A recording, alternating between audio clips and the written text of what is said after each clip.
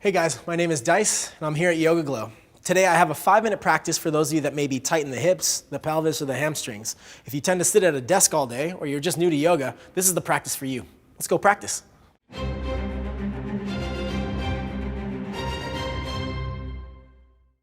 Hey guys, so we have about 5 minutes to do 5 yoga poses together. Let's get started. First pose we're gonna do is from a tabletop position. So the way you're gonna align yourself here, see I'm putting my hands flat underneath my shoulders, my knees underneath my hips, and my feet can be curled under or on the tops of the feet. It's completely up to you what you wanna do, but notice the box that I'm making with my body.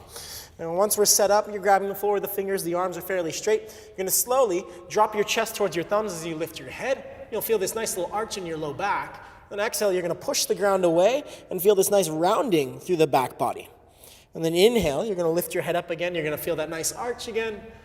Exhale, you're gonna push away. And we're gonna keep going with this for about another 40 seconds. So this is a great way just to mobilize the spine and wake up the pelvis. So for those of you that sit at a desk all day, you're probably in this rounded shape quite often. By going back the other direction and sending your inner thighs back, feeling this arch position, you're just helping to counteract all the sitting that you do throughout the day. So it's just a great way to feel good and get things moving. About 20, 25 more seconds, just moving back and forth.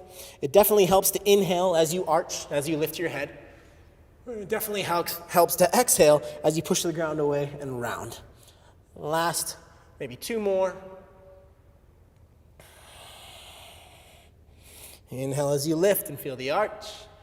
Exhale as you push away and maybe drop your chin. All right, and then from that position, you're gonna come back to a neutral spine, which means your spine is fairly straight. It's in between the two that we just did. From this position, all you're gonna do, step your feet back nice and slow, still keeping the knees down. You're gonna bring your forearms down to your mat. And what I want you to notice from the front here, my hands, my elbows, and my shoulders all line up in a straight line. I don't wanna end up with my hands in and my elbows out. So try to find some symmetry as much as possible, okay? Once you have your forearms down, you're gonna slowly step 1 foot back at a time, and you're gonna end up in what we call forearm plank pose. Now, this is gonna be a tough one for 1 minute. This is a great way to fire up your core and your legs, but we're gonna try our best. If you come down with the knees, that's perfectly fine. Most important here, as you hold, your natural tendency will be to arch. You're probably already holding it, and you feel this natural tendency to dip. I want you to pull the belly in, pull the ribs in, and see if you can send your tailbone towards your heels, keeping the legs active. So there's a nice hollow position in the body. You should feel your core, your legs, your shoulders. Breathe deep through the nose as you hold. Try to keep the shoulders above the elbows. Palms are still rooted into the floor. We're a good 30 seconds in. Again, if it's too much, can you keep the belly strong? Just put your knees down. Add a little bit of support to the pose. Breath is still smooth through the nose.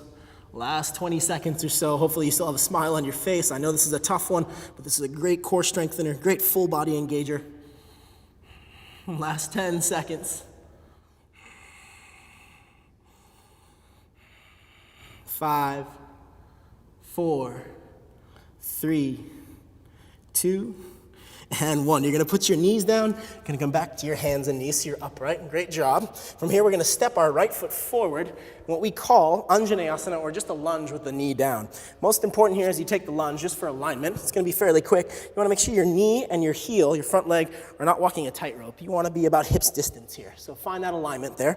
Once you're there, with your right foot forward, back toes can be curled under a foot flat. Please bring both hands up to your right thigh, so you're upright with the spine. Hold this position. If there's a natural tendency to fold forward, you just want to work on pushing with the hands and lifting the chest up. This will open up the front of your left hip, open up the left abdominal wall. It's also a great quad stretch. Breathe for about another 10 seconds or so. Keep the front heel pushing down, keep the back leg stretching back. 3, 2, and 1. From there, we're gonna put the hands back down. Maybe you're on fingertips. Step back to your tabletop. Step the left foot forward. Again, you want your feet hips distance. You wanna make sure your front toes point forward. Back toes up to you, what you do. Tucked under or top of the foot. Slowly upright the spine. Both hands come to your front thigh. Maybe it's the opposite hand on top this time. And once you're here, lightly squeeze your legs towards one another. And even a better cue, think about pulling your feet towards one another. This will upright the pelvis. Lift the spine up. Feel a nice deep stretch through the front of the right hip for probably another 5 more seconds or so. 3,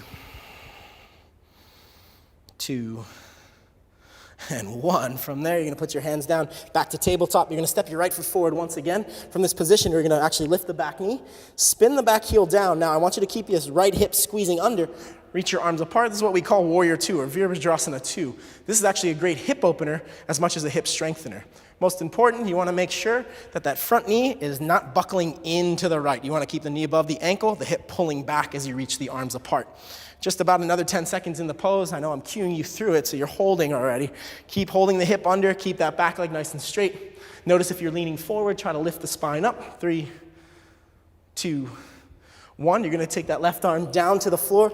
You'll step the right foot back, step the left foot forward, lift the back knee and spin the heel down. Slowly come up towards Warrior 2, second side. Again, making sure now with your left knee, don't wanna buckle in. You wanna keep the knee above the ankle, hip firming back. Back leg is strong, the arms are reaching apart. Spine is nice and upright rather than folding forward. For another 3, 2, and 1. From there, you're gonna bring the hands down. From this position, we're gonna finalize here with our big toes touching knees nice and wide. It's a nice little forward fold that we call child's pose. So the hips will rest on the heels. The hips are up, that's fine. You'll bring your arms forward. Maybe your forehead comes down to the mat. If possible, the hips are on the heels. If not, you can put something behind your knees and relax and breathe. Just another 5, 4, 3, great way to stretch the low back, the inner groins. 2, and 1. From there, you're gonna stay seated, but sit upright on the shins. Big toes are touching, preferably thighs are together. Thanks so much for practicing with me. I hope to see you next time.